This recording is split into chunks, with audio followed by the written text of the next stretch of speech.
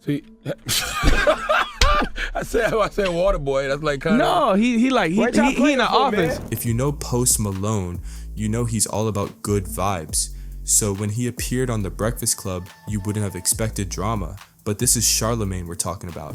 And drama somehow always finds its way into the conversation. Post came on to discuss his music and success, but things quickly took a personal turn. Charlamagne commented on Post's father, claiming he was just a water boy for the Dallas Cowboys. You actually used to work for the organization. What was he, water boy? He still works for the organization. He's like head of concessions. See,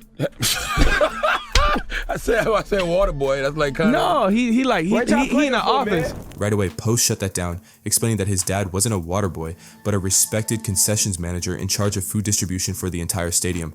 It was a mic drop moment, and honestly, you could tell Charlamagne wasn't ready for it. He's in the office. He's in the office. Yeah, so we get free tickets. We get free chicken strips. Free hot dogs. It's good. Life is good. So he owns the concession stand? No, he's just he's the head manager. Does he talk to Jerry ever? Yeah. But Charlamagne didn't stop there. Oh no, he decided to test Post even more by steering the conversation into racially charged waters. He tried baiting Post into saying the N-word while discussing music, specifically referencing the hit song Lean Back. Whenever it came out. I just love the beat, and I did the Lean Back for my mom and all that shit. Let me see if you can do it. Lean back. Hey. You got the cholo. Hey. What are y'all doing? Say my niggas don't dance. Hey. Just pull his head. Go ahead. And do the rock away. No, say what I just said. My niggas I don't can't. dance. Y'all trying to get me in trouble. Now you are a Caucasian rapper. You are a white rapper. Yeah. Is he? Yeah. Are you white? Post didn't take the bait. Instead, he flipped the script, keeping his responses calm and collected. It was like watching a masterclass in how to handle a tough interview without losing your cool. Okay, just making sure. Yeah. You could be Puerto Rican, transracial. We don't know. Transracial? Yeah. What's that mean? You know what transracial is? No. Never heard of Rachel Dolezal?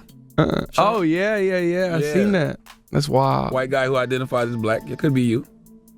Maybe. I identify. And then came the culture vulture accusation. Charlamagne suggested that Post, as a white rapper, might be exploiting hip-hop for personal gain. That's a heavy accusation to throw at anyone, but Post handled it like a pro. He explained that he wasn't trying to be anyone he's not, he just loves music, hip-hop included. His answer was so genuine that it left little room for argument. Post wasn't there to prove himself to Charlamagne or anyone else. He was just being real about his passions and influences. Afraid as a white rapper that you may be considered a culture vulture? I don't think so. I'm not scared. I'm not scared because I'm not trying to be anybody that I'm not. True indeed. I'm just trying to, I like what I like. The whole interview was a testament to Post Malone's ability to stay grounded under pressure. While Charlamagne poked and prodded, Post stayed respectful and honest, proving that you don't have to stoop to someone else's level to hold your ground. Then when he messed with Lil Mama didn't sit back and just take it. One of my nicknames for you is the voice of the young struggle face. What? It's because you're young, but you have an old face. Like how Drake says, I'm really too young to be looking this old. From the moment she sat down, Charlamagne's energy was less than welcoming. Nah, to be feeling this old. People tell me I look 12, 13. They tell me I'm sexy. I've never heard that. He opened the interview by commenting on her appearance, calling her a young girl with an old face. Imagine walking into a room to discuss your career and being met with that kind of insult. It set the tone for an interview that would leave Lil Mama visibly hurt and the audience questioning Charlamagne's approach. That's when I realized that you were delusional as hell. Because what made you feel like you could get up and go on stage with Alicia Keys and Jay-Z? Throughout the conversation, Charlamagne didn't hold back. He brought up her career struggles, poked fun at her music, and even dredged up her infamous interruption of Jay-Z and Alicia Keys during the MTV Awards. At the end of the day, I'm talented, and there's only one Little Mama, so... There's one female right now that people actually care about. That's popping. That has Right. generated interest. Like, Right. I mean, you've only got one album. Nicki Minaj are like night and day. Like, I don't see any resemblance whatsoever. Other than the fact both of y'all are from New York. Thank you. Lil Mama tried to explain her side of things, expressing her love for hip-hop and the spontaneity of that moment. But Charlamagne wasn't interested in understanding her perspective. Instead, he seemed more focused on tearing her down than offering a platform for her to share her story. That you were delusional as hell. Because what made you feel like you could get up and go on stage with Alicia Keys and Jay-Z? I mean, like, ever since, like, just being a kid, like, you get your line when you get your line, but if you're a part of hip-hop and if you're a child of hip-hop, you're going to always be a part of hip-hop. An award show, you'll see people go on stage, or you'll see that energy and it'll be received. So maybe my love was... Her voice carried the weight of someone who had fought battles far bigger than the music industry, but even in this vulnerable moment, Charlamagne continued to push. He threw in more jabs about her relevance in the industry, completely disregarding the emotional depth of what she had shared. It wasn't just unprofessional, it was downright cruel. Despite it all, Lil Mama held her head high, a testament to her strength and resilience. Except for anybody. My actions will speak for itself. I know what it is. I think you got a real story to tell. Or you leave it. I think you got a real story to tell, and I think you should tell it. Person that's promoting that. I'm not promoting And you're that. supposed to be a person that's from my community, a hip hop community that's supposed to support the youth. And people but I'm make not you out focused to on be a the game. caricature. Because right now you're like a caricature yourself. Eventually, the pressure became too much and Lil Mama broke down in tears. But even in that vulnerable moment, she stood her ground, calling out Charlamagne for his behavior. She reminded him and everyone listening that as a figure in the hip-hop community, he had a responsibility to uplift young artists, not tear them down. This interview wasn't just a low point for Charlamagne. It was a reminder of the importance of empathy. Lil Mama showed incredible strength, turning her pain into a powerful stand for self-respect. Next up, we have Kanye West's intellectual pushback. Charlamagne has never shied away from challenging Kanye, and Kanye, being Kanye, never backs down. Right? One of their most talked about interviews was during the release of Yeezus. More frustrated. Do you not like the reception Jesus has gotten? Because I didn't like the album at all. And I was a Kanye West fan. Yeah. But Jesus was whack to me. Yeah, that's great. That's great. So what were you saying? I was asking about the whole Yeezus, like, what makes you so frustrated?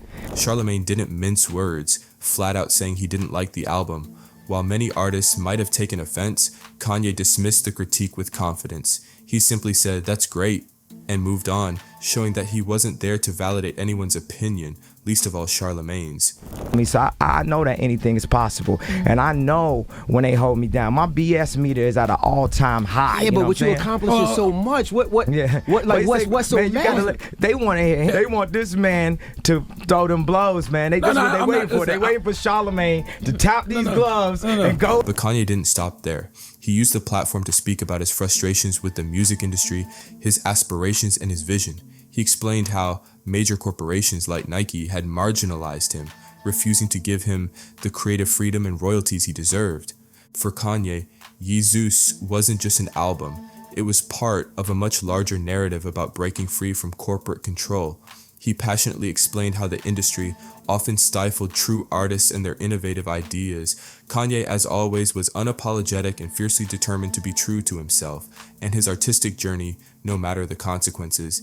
They said, okay, cool, Kanye, you've been screaming up and down, we're going to give you a deal for Yeezy, finally. Because they was marginalizing me, let me only design 2 shoes over a 5-year period. People talking about the Red October, that's the design for 3 years ago. You know how many ideas I got? You know what I'm saying? So they try to marginalize me, and then they say, look, we're going to give you $4 million a year to design this. I said, what about royalties? They said, look, you know, you're not a professional athlete, so you don't get no royalties. I said, look, man, I go to any of these arenas and play one on nobody. I'm a performance athlete, and more than being an athlete, I'm Walt. I'm like Howard Hughes. I'm like David Stern. I'm like Steve Jobs. If anything, that's a compliment to them. I'm like Michelangelo. Of course, Charlamagne wasn't going to let Kanye off easy. He accused Kanye of being a walking contradiction, criticizing corporations while still choosing to collaborate with them. But Kanye, ever the philosopher, flipped the script on Charlamagne. He explained that his partnerships with these corporations weren't about selling out, but were strategic moves to gain leverage and resources, something he felt was necessary to achieve greater change. Kanye pointed out how his actions were often misunderstood, but he didn't back down from them. You know what I'm saying? And now it's only one Kanye West, and I'm just like Steve. Why do you talk so much about money nowadays, man? I used to look at you as like a real revolutionary. You know, real revolutionaries didn't need money to change the world. Malcolm X wasn't rich. Martin Luther King Jr. wasn't rich. Like, I don't understand why everything is so much about money and stuff to you now. Waste at this point, because I'm telling you. You already got it. You don't need to own something to have a voice. Yeah, you had a voice when you got on stage and you then said George Bush don't care about black people. You was using your voice. You don't need money to have a voice. I could use my voice, but what happened if y'all don't buy no other albums? Then that voice, people gonna say, oh, he like Arsenio Hall, and he was turning up too much, and now you fired. Then came one of the most subtle but powerful moments of the entire interview. Charlamagne called Kanye narcissistic, a jab that many would have taken to heart. But Kanye, with the same smooth confidence he's known for, responded by pointing out the irony in Charlamagne's persona. "You call yourself the God," Kanye said, referencing Charlamagne's nickname, highlighting the hypocrisy in his critique. It was a perfect clapback, delivered so smoothly that it almost flew under the radar. Yet it left Charlamagne momentarily speechless, forcing him to question his own words. It was a masterclass in intellectual pushback. You know what makes me buy your albums? The great music you produce. You know what makes me not buy your albums? This new narcissistic, egotistical personality you got. That's what turns me off. It makes me say, I'm not going to this show. I don't want him rant. I don't want to buy his records.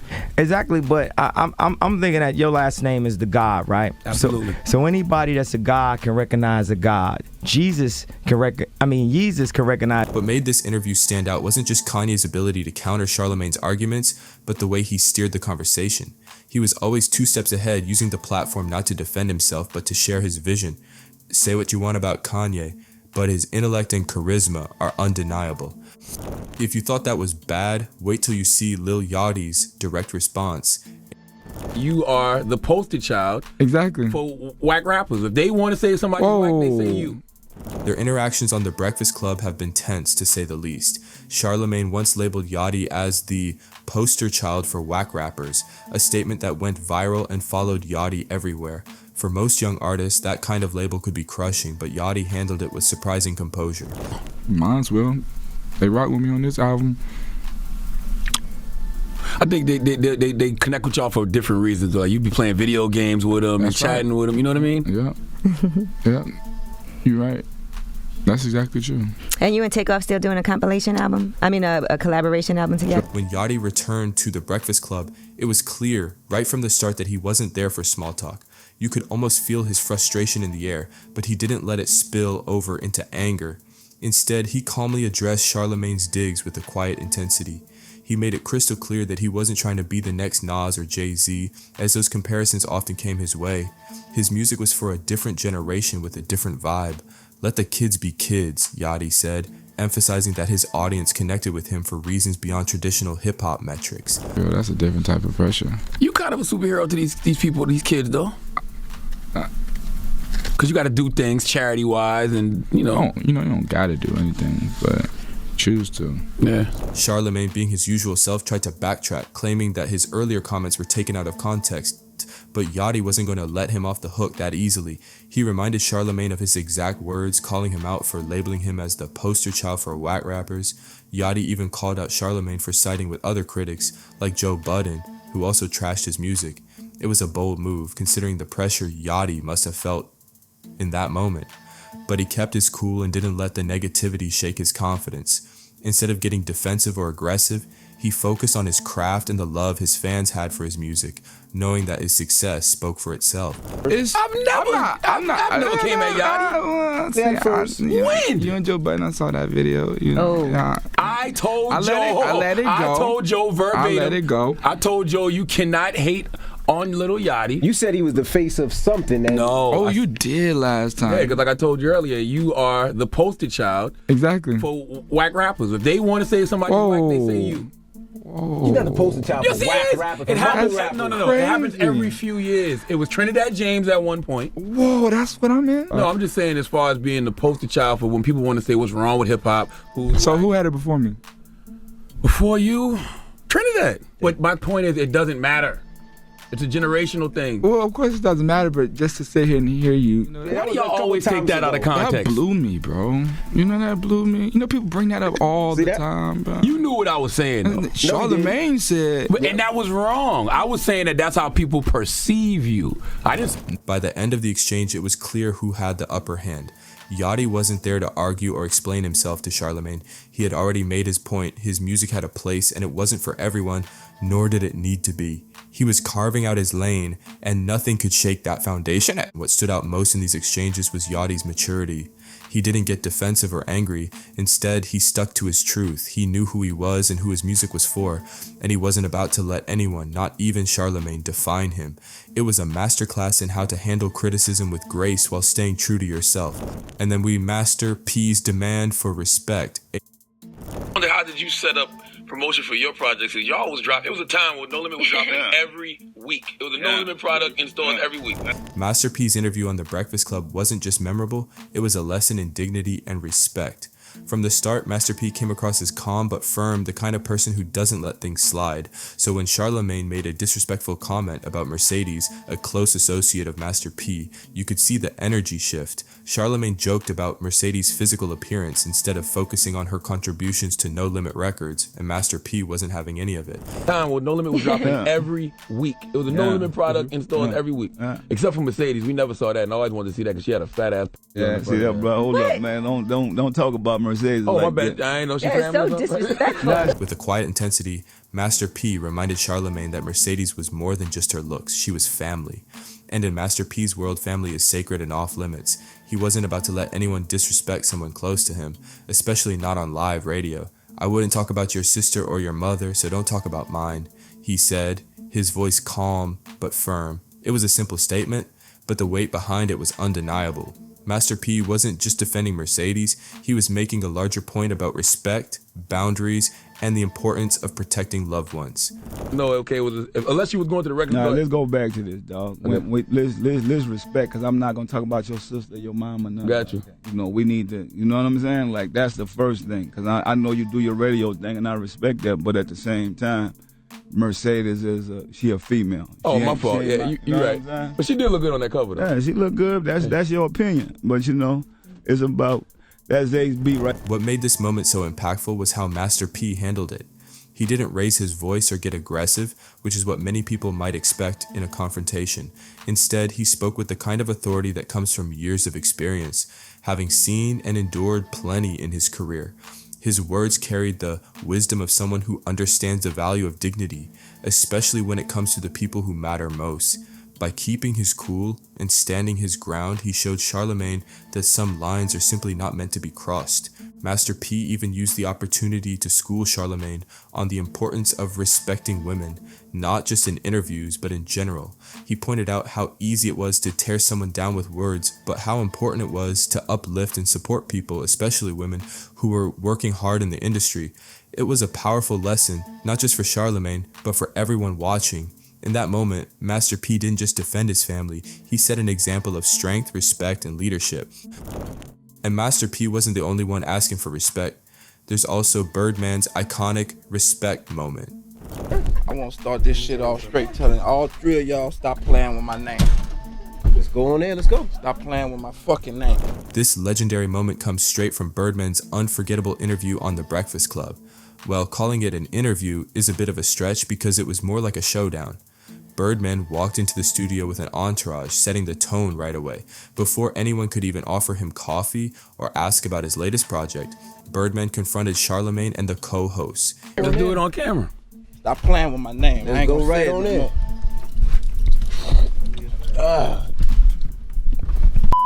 My name come up, respect it.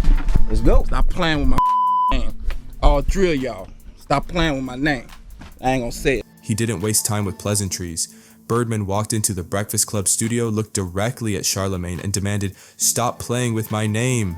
The intensity in the room was undeniable. You could feel the tension through the screen. Birdman wasn't there to engage in a back and forth or defend himself. He was there for one thing and one thing only, respect. And he wasn't going to leave until he got it. The message was clear. This wasn't just an interview, it was a demand for the respect he felt he deserved. Tell him, get it off your chest, Birdman. Said it already. I ain't gotta talk no more. Cause I don't understand the angle. Like what? Said it already. So why come here? I did it already. I'm here. So what's happening? I mean, it's all good, but I'm saying here. why? And I'm here. What's happening? I'm all good, but I'm Well, saying just why say come that, here man. just Look, to I'm curse here. us What's up? happening, man? I wanted to see you. I wanted to talk to you and your man in your face. Absolutely. You understand me? I knew a few places you was at. I could have pulled up, but I don't think that was gangster. I wanted to come look you in your face like a man and tell you how I feel. Okay. You understand me? Straight up like a man. So what's No the shit, issue? no sugar. Ain't no issue. If it was an issue, you'll feel me. I just come to let y'all know, stop, put some respect on my name. What made this moment so electrifying was the rawness and the authenticity with which Birdman approached the situation. He didn't sugarcoat his feelings or try to soften the blow. He didn't walk into that room looking for a casual chat. Instead, he was firm and unapologetic.